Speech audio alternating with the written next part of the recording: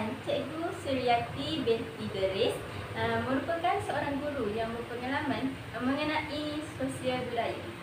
Jadi, cikgu bersedia dengan tema ini? InsyaAllah. Okey, jadi kita mulakan dengan soalan pertama. Cikgu pernah dengar tak tentang kepelbagaian sosial budaya di Malaysia, terutama dalam bidang pendidikan? Ya, pernah. Okey, boleh cikgu berikan konsep kepelbagaian sosial budaya di Malaysia secara ringkas saja? Kepelbagaian ni merupakan berbagai-bagai jenis dan sosial budaya pula ialah hubungan masyarakat dengan budaya, seperti cara hidup. Okay? Jadi macam yang awak lebih boleh fahamlah, kepelbagaian sosial ni ialah pelbagai jenis hubungan masyarakat dengan budaya, okay? Mengenai adat resam, struktur masyarakat atau kelas sosial, kepercayaan serta jembina. Okay? Kesemua aspek ini merupakan perkara yang penting yang harus dititik beratkan dalam memahami konsep kepelbagaian sosial budaya lah. Oh, okey. Jadi, apa pendapat cikgu tentang kepelbagaian sosial budaya di Malaysia? Bagi saya, kepelbagaian sosial budaya merupakan suatu yang normal sebab kita biasa berjumpa di mana-mana sahaja dengan masyarakat yang pelbagai budaya. Okay? Oleh itu kita harus sedar bahawa setiap individu tu dia ada unik dan berbeza mengikut daripada lingkungan budaya etnik dia sendirilah. Okay? Serta penempatan tempat tinggal masing-masing. Okay? Kesedaran tentang kepelbagaian budaya yang dibawa oleh pelajar dapat membantu guru menyediakan persekitaran pembelajaran yang baik, okay, yang lagi berkesan. Jadi, adakah di SKPM terdapat kepelbagaian sosial budaya? Ya, semestinya ada kepelbagaian sosial budaya lah sebab kita ada pelbagai bangsa. Jadi kan, sepanjang cikgu berkhidmat sebagai seorang guru, berapa lama cikgu pernah berkhidmat sebagai seorang guru? Hampir 25 tahun. Jadi, mesti cikgu pernah berjumpa dengan kepelbagaian sosial? Ya. Cikgu pernah tak macam mengajar di SJKT ke, SJKT ke? Tak pernah mengajar. Jadi, soalan seterusnya cikgu. Sebagai seorang guru yang berwibawa dan berpengalaman, apakah peranan cikgu terhadap kepelbagaian sosial budaya di Sekolah Kebangsaan Pakar Milele?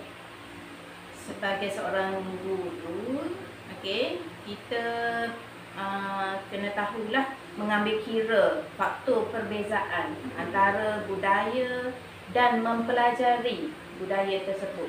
Okay? Kita sama-sama menghayatilah budaya daripada kawan-kawan, okay? Satu kelas untuk budak-budak lah, untuk murid-murid, okay? Dengan cara mengkaji dan memahami budaya itu, okay? Kerana perbezaan yang berlaku ni menyebabkan murid kadang-kadang tak boleh berkomunikasi dengan baik. Jadi kita kena memahamilah budaya masing-masing, okay? Selain itu, guru perlu menyesuaikan kaedah dan strategi pengajaran lah berdasarkan yang sesuai dengan sosial budaya tu lah. Okay? Supaya daya fikiran budak, daya pembelajaran budak dapat dihayati lah oleh semua murid-murid dan kelas kita. Dan kesannya sesi PDP akan berjalan dengan efisien lah dan lagi tersusun. Dan akhir sekali yang paling utama ialah guru menerima setiap murid yang berbeza sosial budaya ni, okay, dengan tangan terbuka. Dan sosial budaya yang pernah saya jumpa seperti taraf hidup ekonomi, okay, masyarakat tu dia bergantung kepada persekitaran dia lah. Okay, lepas tu kumpulan meneliti. Kumpulan meneliti ni maknanya dia ada meneliti je dia dekat sekolah tu. Contohnya dalam 9 dan dalam kelas tu hanya 2-3 orang je. Lepas tu bahasa dan presentasi lah sudah tentu. Lepas tu Centina lah, lelaki perempuan. Jadi kita bagaimana pula dengan peranan murid, cikgu? Peranan murid. Murid ni memainkan peranan yang penting lah sebab berdasarkan sosial budaya yang berlainan ni bukannya senang kita nak menyatu padukan antara mereka dari segi budaya tu sebab dia orang bawa budaya masing-masing kan. Okey, kebanyakan murid di Pantai Timur mempunyai dialek yang tersendiri, contohnya seperti Kelantan dan Terengganu.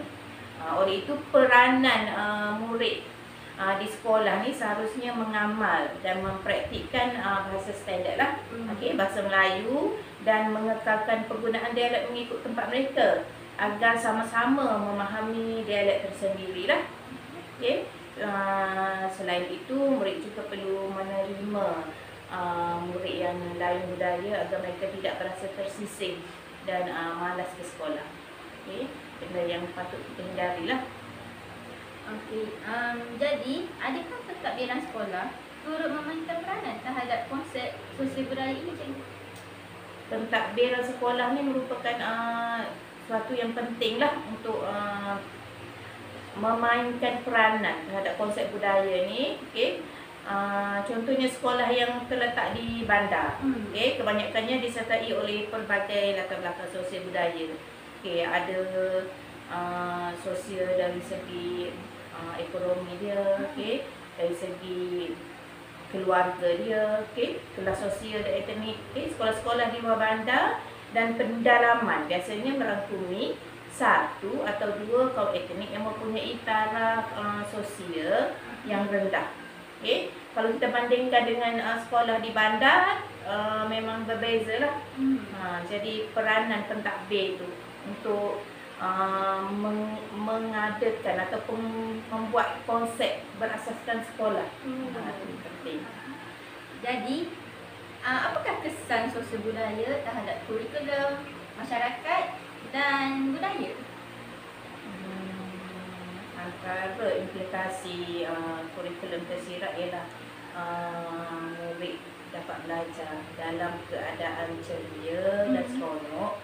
Selain itu mendisiplinkan murid. Kita boleh terapkan disiplin, dan pembentukan pendiri murid dapat dilaksanakan lah.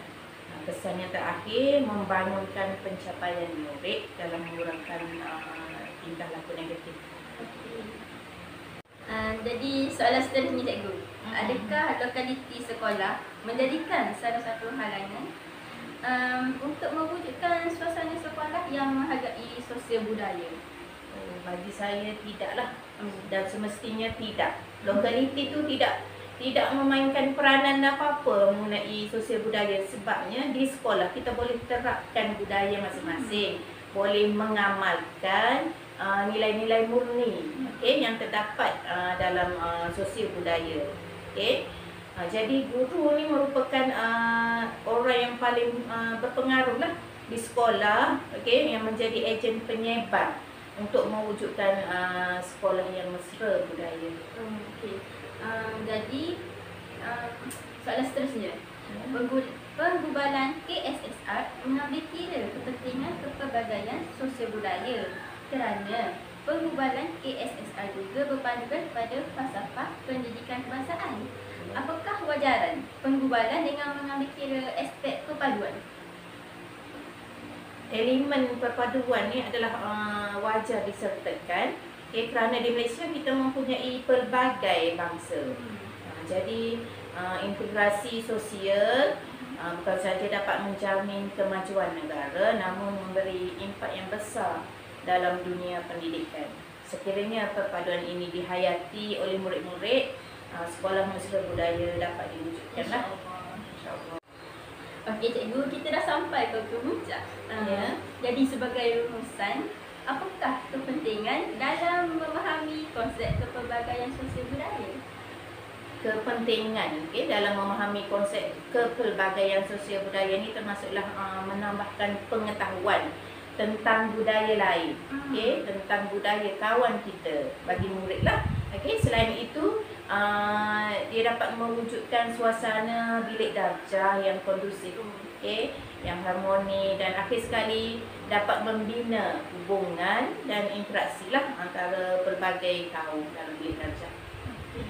Jadi cikgu terima kasih kerana sudi meluangkan masa bersama saya untuk menjadikan temu buat ini. Jadi sekian, terima kasih.